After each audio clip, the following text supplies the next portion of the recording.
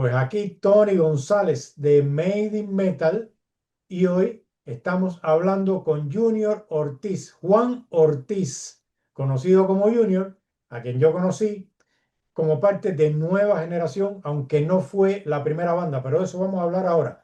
Lo primero es saludarte. ¿Qué tal, Junior? ¿Cómo estás? Hola Tony, ¿qué tal? Buenos días o buenas tardes según días allá en España. Eh, y por aquí estamos en Cancún. ¿Cómo anda todo? Bueno, todo bien. O sea, ya tú llevas 20 años fuera de Cuba, estás viviendo en Cancún, como acabas de decir. Y el objetivo de esta entrevista es más bien recordar aquellos momentos que viviste en Cuba como parte de una banda. Que yo recuerde, tuviste antes de los Nueva una banda que se llamaba XYZ, pero ¿fue esa tu primera banda, Junior? No, en realidad hicimos una primera banda en Jaimanitas con un muchacho que yo había enseñado a tocar guitarra llamado Octavio Seija, de allá de Jaimanitas, más conocido como Tabito, que también le daba la música. Actualmente ahora vive en Tampa, allá en la Florida, vivió en Orlando muchos años. Y entonces Octavio tocaba el bajo, yo tocaba la guitarra y un amigo de nosotros de la Lisa, que ya falleció, de la escuela mía, tocaba la batería. En ese momento estábamos tratando de conseguir un teclado y tú sabes quién se nos unió para que por poco entra con nosotros. Ricardo Álvarez. Ricardo Álvarez, el de Electra. Ah, efectivamente, ahora sí. Ricardito Electra. Ok. Entonces Ricardo iba a mi casa porque éramos buenos amigos y estábamos montando música de Rush, en realidad. Oye, esto, un trío. Y Ricardo llega y se pone a tocar el... tararara, tararara. Pero imagínate, las de Cars, no teníamos piano en aquel momento, teníamos un acordeón de la biblioteca de mi mamá y había una gente que movía el acordeón por atrás y Ricardito, que es muy bueno en el piano, tocaba aquello perfectamente, pero perfectamente lo tocaba. Y así conocí a Ricardo, pero bueno, nunca cuajó aquellos Jaimanitas. No teníamos equipo. Tú sabes que en Cuba para conseguir equipo era muy difícil. Siempre fue difícil. Si tú no estabas montado en el tren en el cual se montaban todas esas bandas cubanas, no de rock, porque el rock era lo último que querían oír allá en Cuba. De la música cubana, tú no tenías equipo a no ser que lo compraras en la calle o lo hicieran, compraras equipo usado y que equipo que alguien hiciera con baffles hechizos, con bocinas enconadas de uso, que le ponían el cono y todo, gente de la calle. Si no era así, no había manera de conseguir equipo. Y aparte, ¿quién tenía dólares o algo de eso para conseguirse equipos Marshall y eso? Oye, ¿y aquella primera banda, qué nombre tuvo? Aquella banda estuvo sin nombre. No le íbamos a poner ni nombre, le íbamos a poner los Larson, pero nunca llegó a cuajar. Ya cuando alguien me dice, no me recuerdo quién me dice, están buscando un guitarrista eh, en Centro Habana. Es por Reina, te bajas en Reina, caminas para abajo y vas hasta en casa. Y así fue que llegué yo y toqué en casa de la mamá del Lestón. Y como conocí al Lestón, me dijeron que tú quieres un guitarrista. Entonces ahí mismo Lestón puso la batería, agarré yo tenía una guitarra Ural, aquella guitarra Ural que pesaba 10 toneladas, eh, rusa, y la conecté y me puse a tocar ahí con Lestón, y estuvo encantado Lestón, y ahí empecé ya con él a darle candela. Y aparte del Stone y tú, creo que el otro músico fue Gabriel Berrayalza Exactamente. y Gaby otros músicos entró alrededor de de la banda. bajista. Sí. Estaba Gaby amigo de Lestón de muchos años, y entonces Lestón lo trajo y nos pusimos a tocar.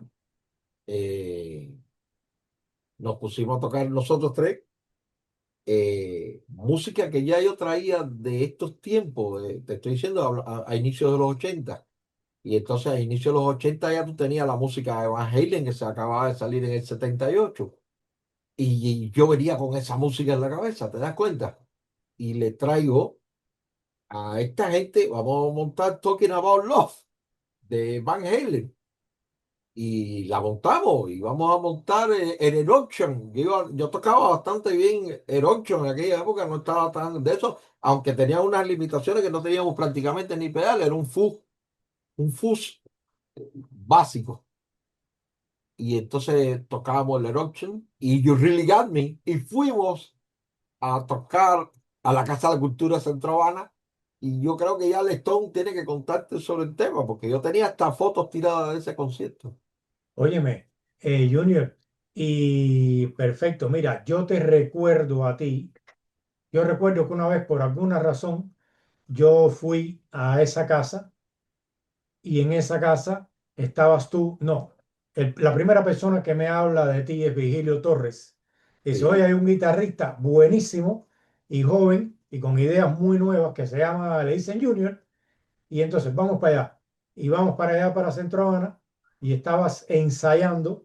Y yo recuerdo que una canción a la que tú le ponías mucho entusiasmo era una canción de Styx que se llama Too Much Time on Too My... much of my hand. Yes. Too much time on my Sí, hand. entonces, yo recordando, porque sabes que con los años se va olvidando todo, y esa es la razón por la cual estamos haciendo estos videos. Después yo recuerdo que ahí estaba a lo mejor Aldo, o a lo mejor no fue ese día, ya estaba Aldo y no recuerdo si estaba Julio. Pues yo me acuerdo que Aldo como director, él siempre tenía, no, haz esto, haz lo otro, pero no era así. Entonces, cuéntame cómo fue ese proceso. En realidad, cuando Too much time on my hand, el que estaba yo tratando, de que estaba yo a tocar la parte del piano era Jean Luis Fonticelli. Mm, Precisamente, que Jean Luis Fonticelli era un muchacho muy activo, le metía al piano. Yo todavía estaba, es decir, yo había aprendido algo de piano en la Caturla, que por la noche se llamaba Fernando Carnicer, pero a Jean Luis tocaba bastante aceptable todo lo que eran los sintetizadores y bastante bien. Y queríamos tocar, precisamente, montar el número de Stick. Blue Color Man, todas esas canciones de Stick son muy buenas. Y para el piano, aparte con la guitarra. Aquello no cuajó. Ángel Luis estuvo poco tiempo con nosotros y no quiso seguir. Y llegó, entonces fue cuando llegó Aldo, un tiempo después. Aldo Barrio llega con Julio Brizuela ahí a Casa Letón. Y entonces se ponen a descargar con nosotros. Y en la descarga aquella, Aldo me dice, pregúntale a Junior a ver si te puede seguir con este número. Y entonces Julio hace así y se pone a tocar conmigo Lady Double Dilla de Deep Purple, que para mí aquello era música un poco ya más vieja. Esa es la música que tocaban los nuevos en los 70, ¿no? Precisamente. Lo que yo había visto a ellos, que el Echeverría y esas cosas. Aldo le dice a Julio y Julio me empieza a tocar.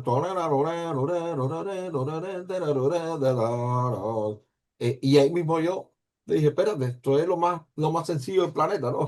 Y nos pusimos a tocar los dos. Y, y Aldo se enamoró de mí y Julio también y dijo, no, este se va con nosotros. Y Letón empezó a tocar con nosotros también en la banda. Estaba tocando Letón con nosotros en la banda. Y ya, bueno, también un poquitico más adelante, bueno, ya tú ya después vas viéndole, entró Raúl Patalaga y Raúl, ahí mismo fue que conocía a Yeso, a Juanito ya lo conocía, porque había estado en Caso Letón anteriormente, aparte lo conocía de en vivo y de así, de los conciertos, ¿te das cuenta? Con las bandas. Y entonces vi a toda esa tropa nueva de Yeso, de Juanito, pero los vi tocando por primera vez delante de mí y cantando delante de mí. Nos mudamos para la carpintería de Pancho, que tú ibas mucho, mucho by iba the yo. way. Sí, sí. Sí, en la carpintería de Pancho, Pancho asumió un tiempito el drum antes de encontrar a Aramis, fundador de tantas bandas. Nosotros teníamos muy buena relación. La banda, nosotros ahí, la nueva generación tenía muy buena relación entre todos los músicos. Aramis se llevaba con nosotros muy bien. Julio y yo nos llevábamos, teníamos una hermandad tremendo, yo una hermandad tremenda con Yeso, con Juanito, con Heraldo, con Raúl. Teníamos una buena hermandad ahí. Eh, la pasamos muy bien ahí. Y fue cuando por primera vez, yo no solo estuve yo en una banda, como se llama, una banda de verdad, sino que cuando oí de verdad profesionalmente a tocar gente tan profesional delante de mí, como Aldo Barrio y Julio Brizuela, eh, eran muy exigentes con la música, muy exigentes. Aldo siempre fue una persona muy exigente con la música. Yo también lo era. Yo también era muy exigente. Yo era de los que fusilaba cada nota, cada, cada timbre. Trataba de sacarle lo mejor posible, Tony. Eh, Cada cosita le trataba de buscarle el detalle. Yo oía las grabaciones miles y miles de veces ahí y repetía para poder seguir y encontrar cada nota. Se me faltaba en la segunda guitarra, en la esto, lo otro. Era mucho, era bastante detalle porque Aldo era inflexible con la calidad, inflexible con los coros, al punto de gritarnos. Estaba uno tocando y entonces se le olvidaba hacer coros. Y entonces esa banda cuando sonaba ahí adentro era algo tremendo. Era algo tremendo. Eh, Cuando por primera vez tú cantantes, oías cantantes del calibre de Yeso y de Juan, de Juanito, yo sencillamente se me erizaba la piel cuando una vez en un calentamiento nos ponemos a tocar Born on the Bayou de CCR y sale Juanito a cantar Buena Winga. Cuando él soltó esa borrada ahí de Born on the Bayou,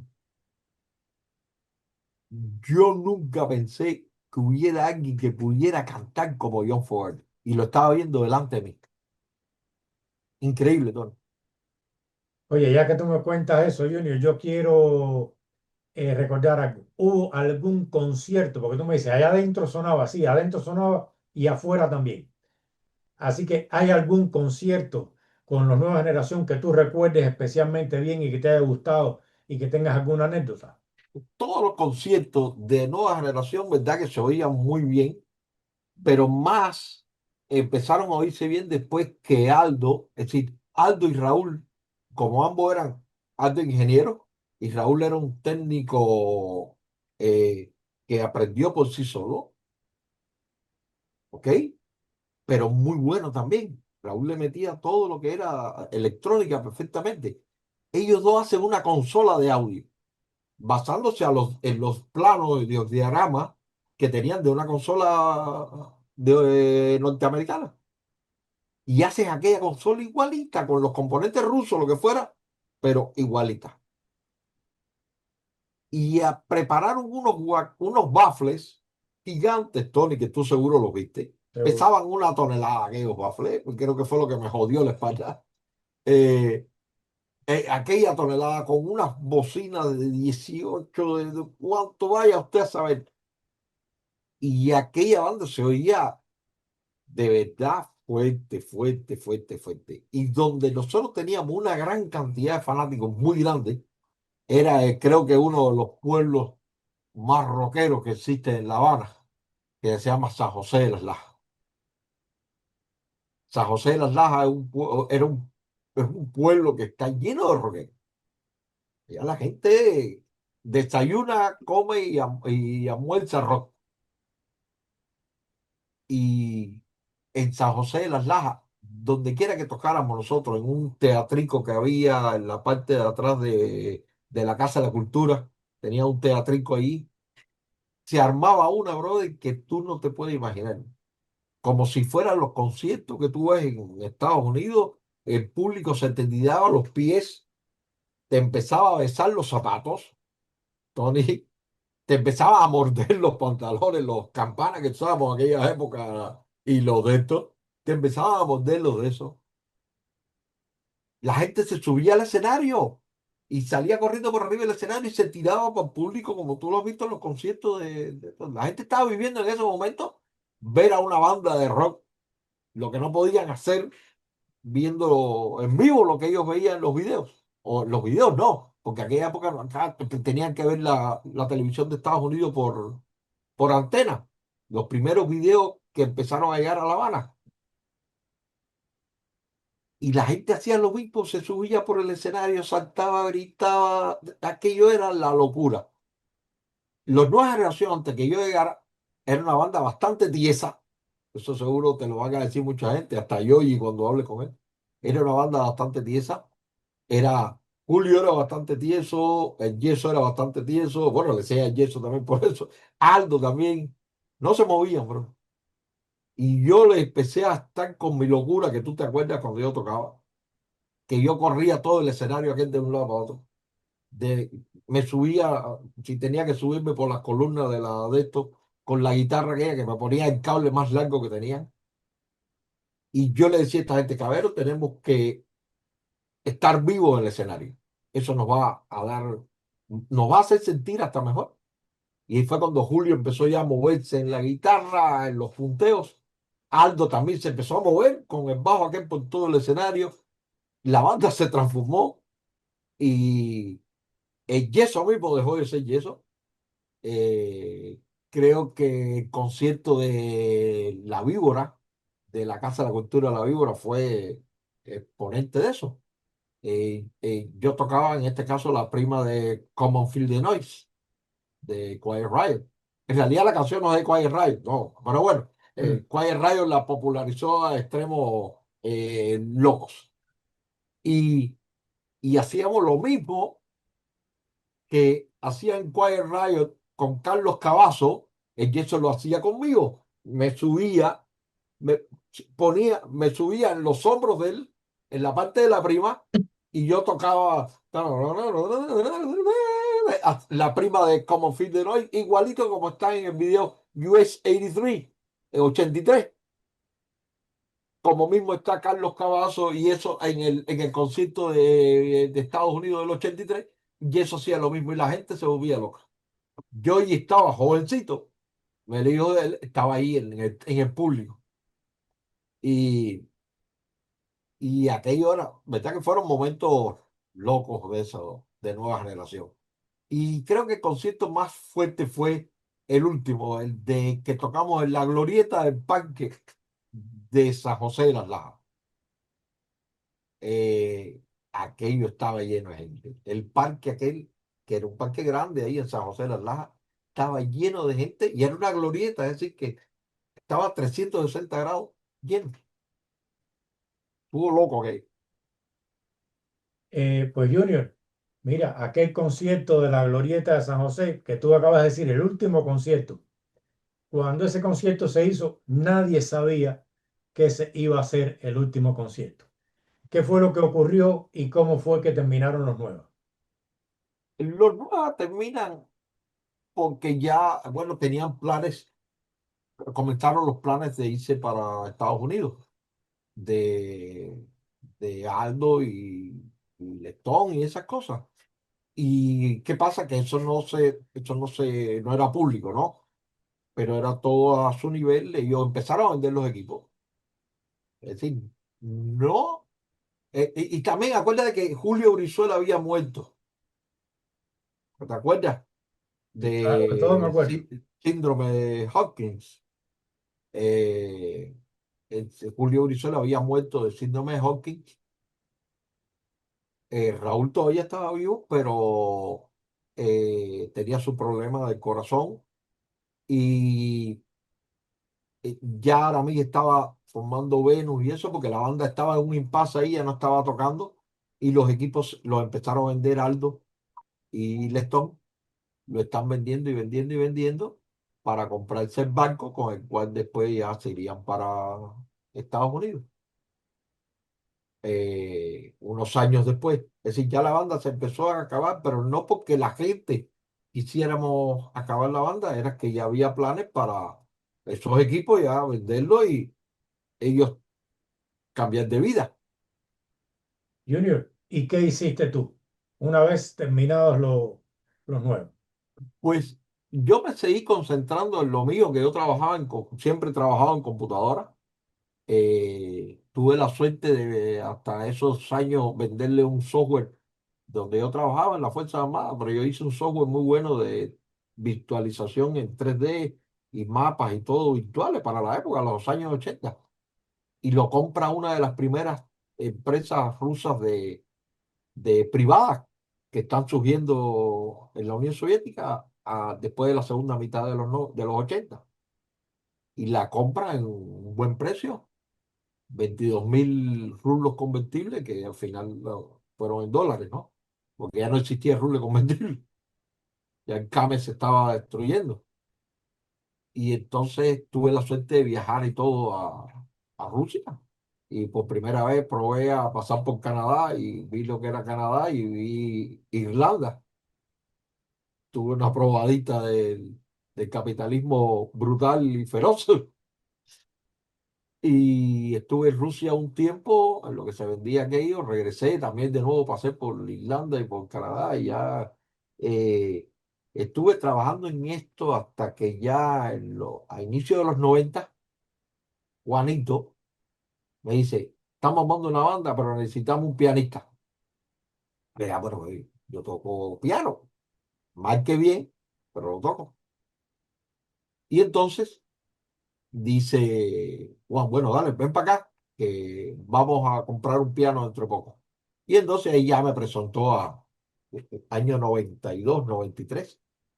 Me presenta a Tony, me presenta a Adrián, me presenta a Yoyi, y eso es la casa de la mamá o de la suegra, no me acuerdo, de Tony, en Centro Habana.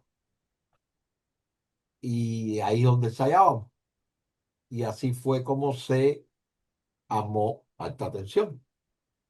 Yo fui el último que entré en la composición original. Junior, perfecto. Después te fuiste, ya llevas 20 años viviendo en Cancún. ¿Y cómo has vuelto a involucrarte en lo que es alta tensión reload? Bueno, Alta Tensión sí siempre se llamó Alta Tensión, pero eh, empezó, por de cierta manera, Yogi me conecta, no, mejor, tengo una conexión a través tuya, creo, creo que tú fuiste que me diste el teléfono de Juanito Alfaro. No me acuerdo si fuiste tú o que fui alguien que estaba afuera, pero tenía contacto con ellos, me da el teléfono y yo empiezo a chatear a través de Messenger y a través de Facebook, me reconecto con Juanito. Y a partir de la reconexión con Juanito fue cuando ya entonces me reconecté con toda la gente de la banda y esta gente entonces estaban con la idea de volver a hacer algo, que ya yo ya había hecho ya algo, ya yo ya había hecho algo con Adrián y con Juan, pero todavía parecía que no tenía el capital suficiente para armar todo este muñeco, como decimos nosotros. Y entonces, al yo llegar y entonces entrar de nuevo con esto, que lo otro, yo y me empezó a inyectar, como se dice, de música de aquella época, de la que nosotros tocábamos, de Amor de Fuego, de esto, de lo otro, versiones que ya él estaba haciendo o lo estuvo haciendo poco a poco, y eso me inyectó así fuerte. Y yo le dije, a ver, vamos a organizar esto. Adrián, ¿qué es lo que tú tienes? Juanito, ¿qué tú tienes? Ya Juan tiene el software y yo entonces, gente que pasaba por aquí, y entre este caso viene Seriocha, de ese cuadro que yo conocía igual de hace años en Cuba. Seriocho, no, que voy a viajar a Cancún. Yo le dije, no, no, ya, quédate aquí en mi casa. No tienes que ir a ningún lado. Puedes venir aquí y quedarte aquí. Y gracias a Seriocha, entonces se lo mandé para allá. Y lo último que le mandé fueron las telas verdes para poder hacer los videos delante de tela verde y poderlos poner yo en los videos en los lugares que hicieran falta. Esa parte de organización hizo falta. Era obligatorio hacerla para tú poder tener una producción después que sirviera para algo. ¿Te das cuenta? Aunque fuera con los mínimos estándares y con los mínimos. Junior.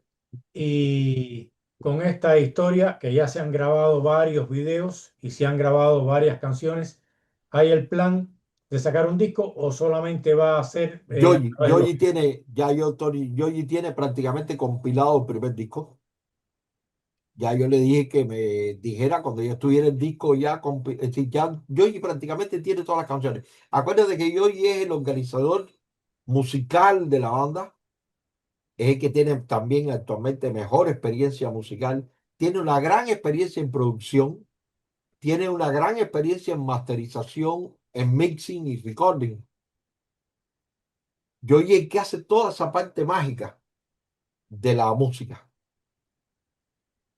Muy bien, Y muy bueno en composición y muy bueno en arreglos y todo. Entonces Joey está ya compilando el CD para ese CD ya, entonces empezarlo a poner en Spotify, sacarlo ya en YouTube o en Facebook, ya no como videoclip, sino como CD donde no tiene que salir nada de la pantalla, solamente los nombres de las canciones, quizás la letra si la deseamos ponerla, pero que sea música puramente, ¿te das cuenta?